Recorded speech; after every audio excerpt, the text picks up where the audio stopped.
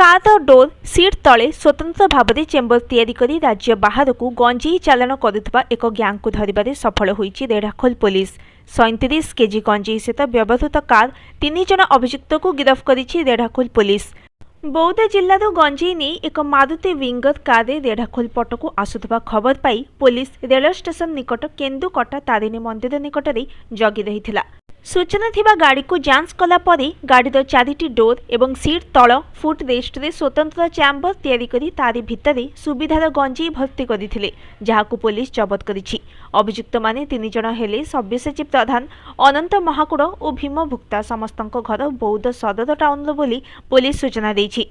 Police को चकमा देवाई एवं संदेह घेर को न आसवा चोरा गाड़ी रे एभली भिन्न भिन्न उपाय करिसेंती चालाणकारी। एथिपाई पुलिस को मध्य अधिक ध्यान देवाको पड़ुछि बोली रेढ़ाखोल एसडीपीओ कहिसेंती। Bureau report, news today.